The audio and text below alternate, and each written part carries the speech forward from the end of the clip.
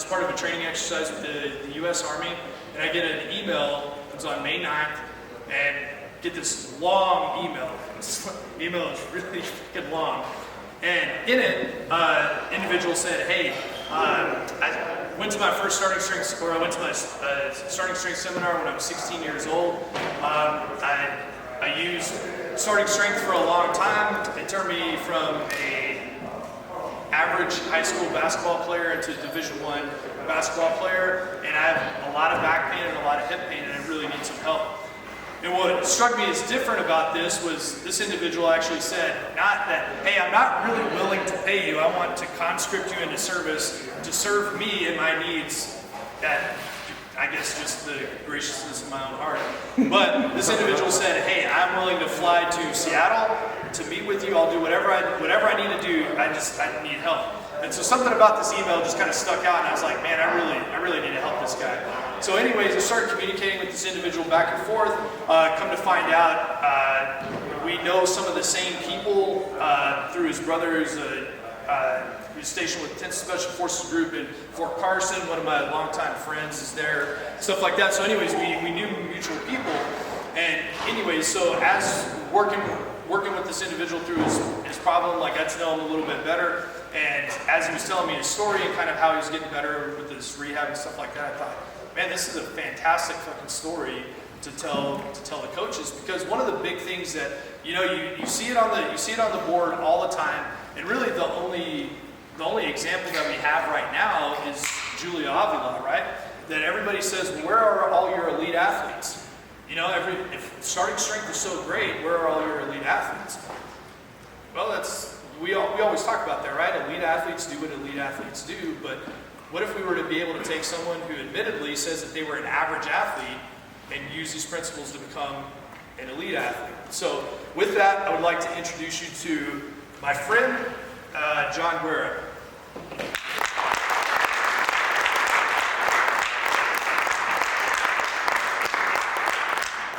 People don't care how much you know until they know how much you care. Coaches like Will Morris, like John Patrizzo, like Coach Ripito, who's answered thousands of questions for longer than I've been alive, have a genuine and uncommon amount of care in what they do. And what you guys do as coaches is you change the trajectory of people's lives. I am one of those lives that's been changed, so thank you. Do you guys remember your first time? The first time you saw the word starting strength. For me, it was because of my brother Lewis. He's a Green Beret. He just got back from serving overseas 2 days ago.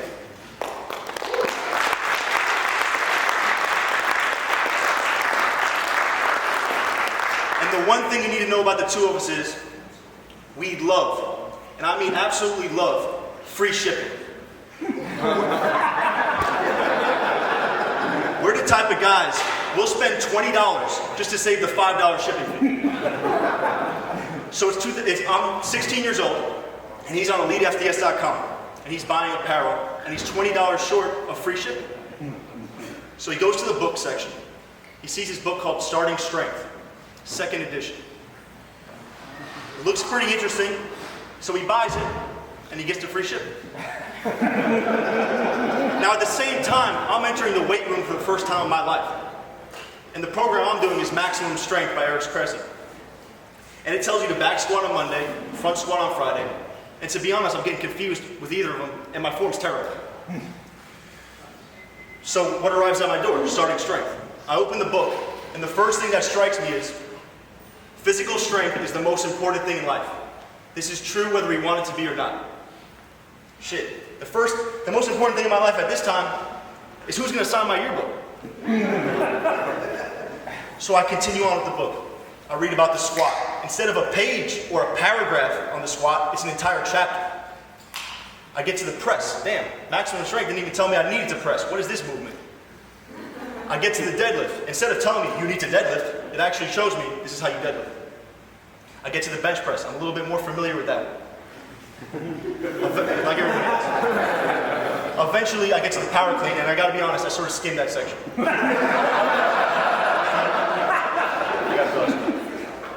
But eventually, I finished the book, and I realized I need to start my LP. So I start my novice linear progression at 6 foot, 165 pounds, with a 95-pound squat for 3x5. A genetic freak.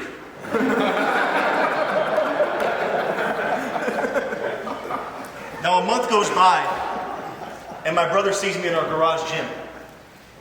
And mind you, a month ago he saw me squatting 90 pounds about 3 inches above parallel. So I load that thing to 225, and he has no idea what to expect. But I squatted. I squatted for 3x5 with my new low bar squat form. And he looks at me and he says, "What the fuck program have you been on?" Starting strength. And the next day, he starts the program. And the one thing about us is we don't do things half-assedly. So he immediately tells me, "John, we need to go to a starting strength squat camp." Okay. The only problem is he's working 85-hour work weeks at our family's restaurant. So we get the restaurant to close for one day. And the night before, we travel through the night to Atlanta to see Steve Hill to really hone in on this squat. But we don't stop there. We sign up for a starting strength seminar. It's in Brooklyn. And the first thing I see is, as soon as I walk into the seminar, Michael Wolf's on the third platform to the right. And at this point, I don't know about bumper plates and how it's sort of misleading in the weight. And I think he's power cleaning 400 pounds. I'm like, am I at the right place? Am I qualified to be here? Now the second day, Nick DiAugustino, who is now a coach, at the time, he was attending it just like me and Lewis. He squats 405 for 5 with the most perfect form you've ever seen, textbook. And I'm looking at that inspired. My little 275 squat at the time is not enough. I need to get stronger. But the most inspiring thing was during the power cleaning section.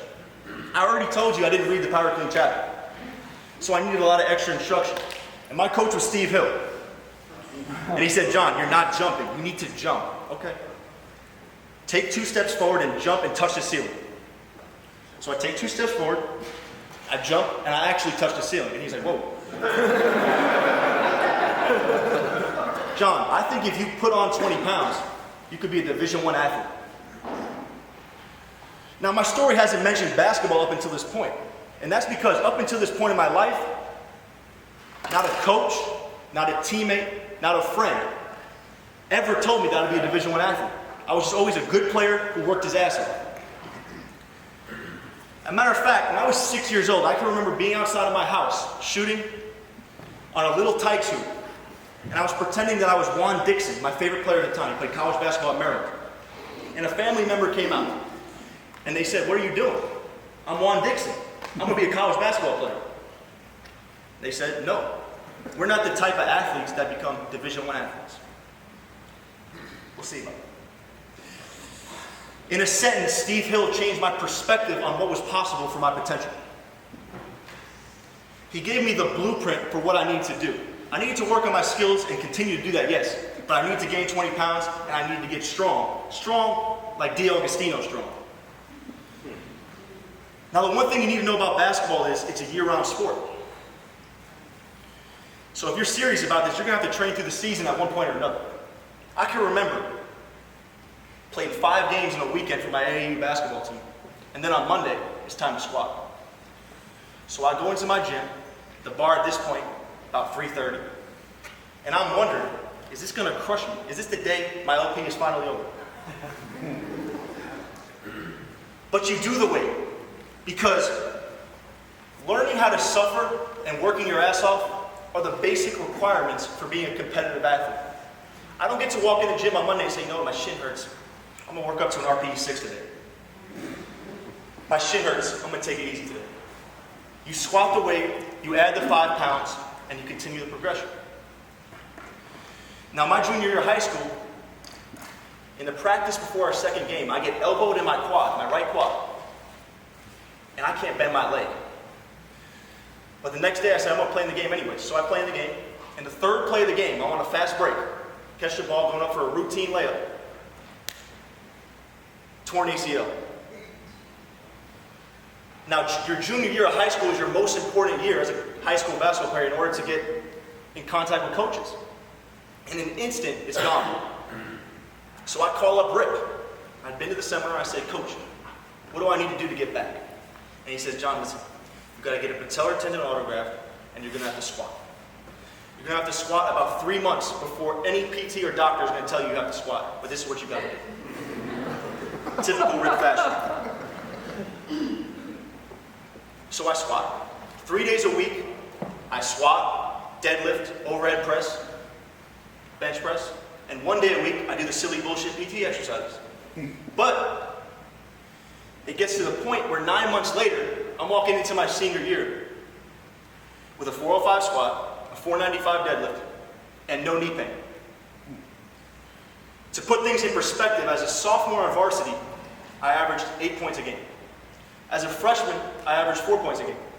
As a senior, after listening to what Rip said and taking this thing seriously, I averaged 27.5 points per game. Second in the entire triangle area to a guy named Gary Clark, who's a 6'8" power forward for the Houston Rockets in the NBA right now. What gets you here is not going to get you there. And strength got me there. Now, because I missed my junior year, it was still not easy for me to get on the college team.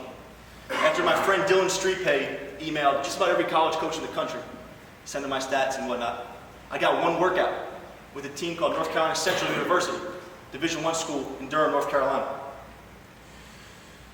Now, they said I could come to this workout and there was going to be 3 players there. What I didn't know was the 3 players there were 6'8", 240 pounds, Will Ransom, 6'7", 245 pounds, Kyle Bennett, and 6'6", 215, Delvin Dickerson, and he's got a 42-inch vertical. Welcome to college basketball. So even though I'm in the big man workout, which I didn't expect, there's the top assistant coach is there, and he says, we're going to do post-wars today. And what post-wars is, there's a hoop, you're about 3 feet from it, and it's one-on-one, and you have one dribble to score the basketball. There's a ton of physical contact in this drill. And we played at 3 different spots. And at each spot, it was the first person to score 5 times. And if you scored, you stayed on offense. And if you didn't score, the defense rotated to offense, and a new guy stepped on. So at 6'205", I won 2 of the 3 spots against them. Not coincidentally, 3 days later, I get a call from the head coach. And he says, John, we'd like you to be on our North Carolina Central University men's basketball team. You see, starting strength is about strength, but it's also about the pathways that come from strength. For me, I walked into that tryout, that workout, I walked into it confident because I had trained and I was ready for whatever they threw at me. It wasn't a jump shot. I didn't shoot 1 time in that workout, and that's my specialty. It wasn't a fancy dribbling drill. It wasn't a speed ladder that got me there. It was the barbell that literally earned my spot at the D1 level. Now the LP, one thing about the LP and barbell training in general, it teaches patience. We all want to squat 405 for 5 that first day. I want to add 20 pounds and I want to get there next week. But we learn you can't do it. You have to be patient. You have to watch film of yourself. You have to seek out coaching. You have to be coachable. And you have to learn from the people that have done it before you. As a basketball player, especially at the college level, you want to be starting in a game, in a championship game, where if you win, the confetti is going to fall down on you. That's what you're thinking about. But you have to be patient. You have to watch film of yourself. You have to seek out coaching. You have to be coachable. And you have to learn from the people who came before you. You see, my first year at Central, I didn't play much. We had 7 seniors ahead of me. But we won our conference championship, and we advanced to the NCAA tournament, also known as March Madness. And I learned. We walked into my sophomore year, and I still wasn't playing much. Until, after struggling from losing all those seniors, I get a call. My assistant coach calls me with 12 games left in the season. And he says, John, you're going to start tomorrow. Be ready. I end up starting the rest of the season. Walk into our conference tournament, and we have to win 4 games in 4 days in order to win our championship, which is our goal every year. And our first game is against Coppin State. And their head coach is a guy I mentioned earlier. His name is Juan Dixon, the same guy I used to pretend to be outside of my house. And we kicked Juan Dixon's ass.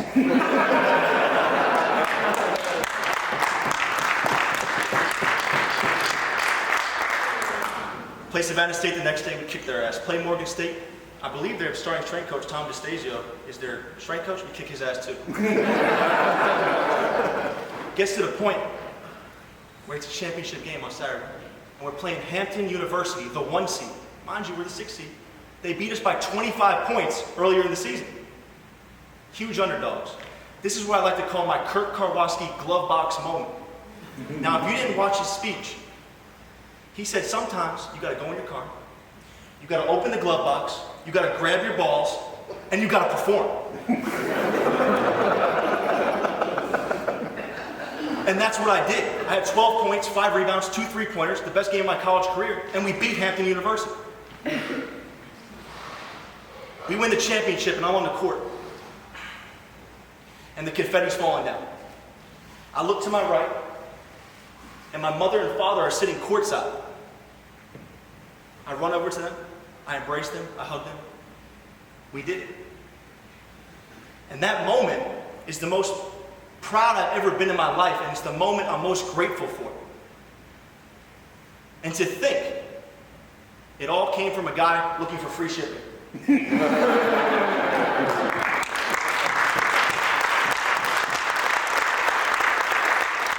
Now yes, the LP barbell training will teach you patience, but it will also teach you about commitment.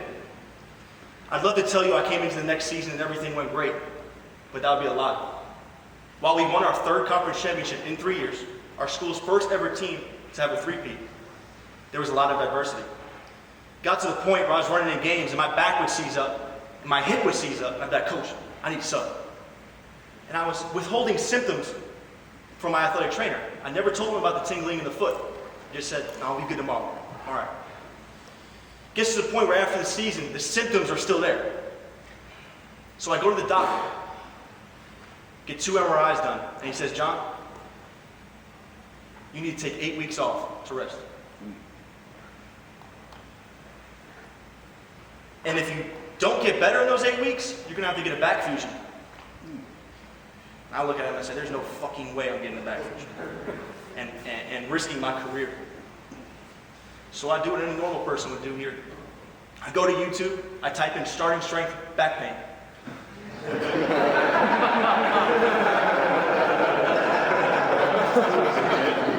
Why not? Start there. And Will Morris pops up. The guy's talked about this for 12 hours.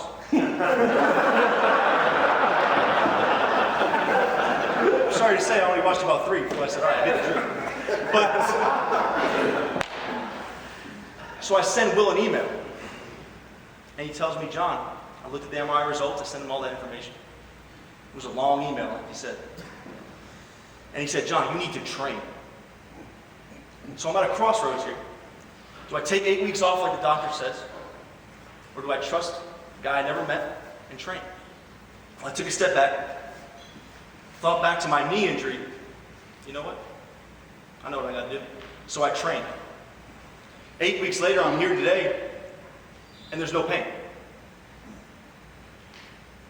And Will put it best to me when he said, it's all about finding a diagnosis that makes sense, which I didn't have until I talked with him.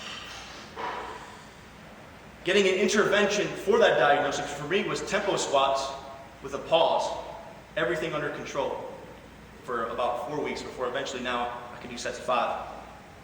And then training through pain and training through injuries. Because of Will Morris, my senior season is no longer in jeopardy. And I learned a hell of a lot about what it means to be committed to something. So thank you, Will.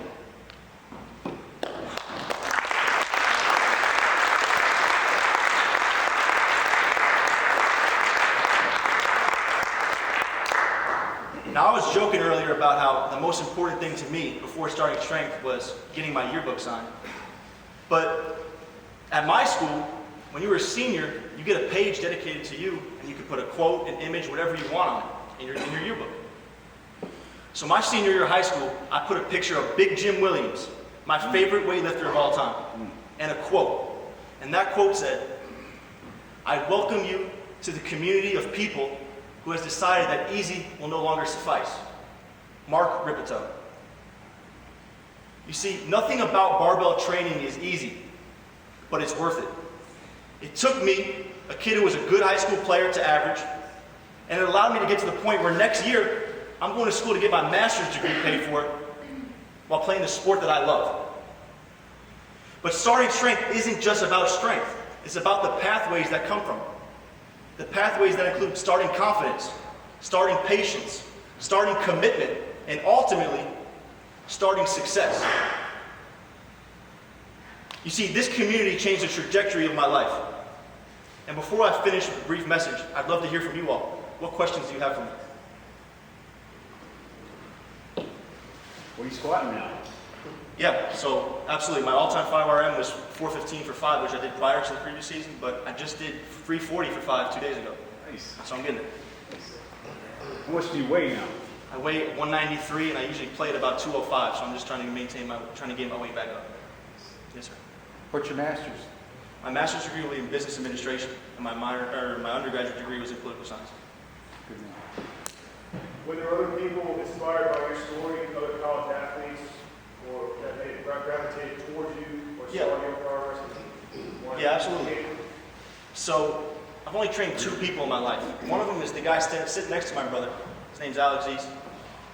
Glad to say he's deadlifting well over 500, and he's also an ultramarathoner. The second person, just the typical stuff. The second person I trained was my best friend, and she's a basketball player at Duke University, which is only 5 miles down the road from my school. And she is a genetic freak. She, in high school, was ranked 5th in the country of all high school basketball players. She went into Duke, and her first 3 years, she was always about 2 inches shy of dunking, but never really got stronger and never really got there. But she was so close to dunking a basketball, which as a 6-foot girl, my height, dunking a basketball is incredibly rare. So I started talking to her, and I was like, you know what? You have 2 months off. Train with me. Mind you, she had been training with her Duke strength and conditioning coach for 3 years and didn't make much progress. But I wasn't fazed by that. I said, you know what? We're going to do what I did. We're going to do the starting strength LP. She started off, and I had to teach her how to squat to parallel, which she had never done before. I had to teach her a low bar squat, and she got used to it real quick. She started off with a 105 for 5 squat, and 2 months later, she squatted 225 for 3 by 5. 2 months later, for the first time in her life, she dunked a basketball. But this stuff doesn't work. So to answer your question, that's probably the main person that has been influenced by myself. Yes, sir. What did your doctors have to say about your half or your rehab? I never went back to them. Never went back. What's your vertical? My vertical jump, you see, standing vertical is only about 30 inches. But when we do the 2-step, oh, okay, no. I'm tracking. The typical vertical on my team is 36 and above. Damn. That's a Division I athlete is 36 and above, typically, in my opinion. At least I played for 3 teams in 3 years, pretty much. 36 and above. Now, for some reason, when we take 2 steps and we do that test, and that vertical, even though it's not a vertical, mine is 38 and a half, which is higher than a lot of people. But for standing vertical, 30 inches. Yes, ma'am. What do your coaches say about what you're doing now? Yeah, so, it brings up a great point. In 3 years, I've had 3 different strength and conditioning coaches. And I've been fortunate that they pretty much just let me do whatever I want. I would be going into the gym before our workout, and I would squat 405 for 5. And everyone would see me and they'd be like, wow, this guy's fucking crazy. And that's the thing. By the time you get to college, a lot of my teammates, their mind is already cemented on, I'm not the weightlifting guy, and that's his thing. Now, fortunately, I'm at the point now where my strength coach at Central, he actually teaches starting strength principles. It's incredibly rare. And his name is Mason Matthews. He's one of the strongest dudes I've seen. He squatted 585 the other day for one, like nothing. And to see a strength coach like that at the college level is really inspiring. And he's been a huge help to me. But on the majority, they just let me do whatever I want, strength coaches. And I've had some mixed experiences with that. And then as far as my basketball coaches, their main thing they're concerned with is the livelihood of their family depends on the performance on the court. So listen, if you want to do whatever you want to do that, but make sure you're performing. And that's what it comes down to. And for me, in my experience, I found that barbell training has helped me perform on the court. Bottom line. Any other questions? I have a comment. Yes, ma'am. I don't know what your future plans are, but you are one hell of a speaker for that.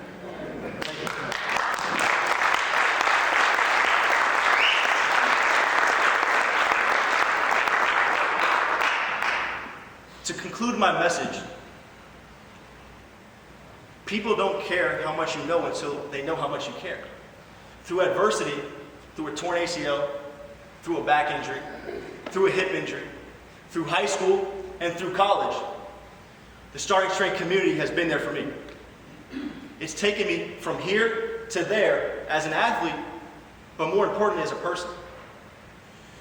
And my favorite speaker, Inky Johnson, he always says this. He says, people don't burn out because of what they do. They burn out because they forgot why they do what they do. They forget the why.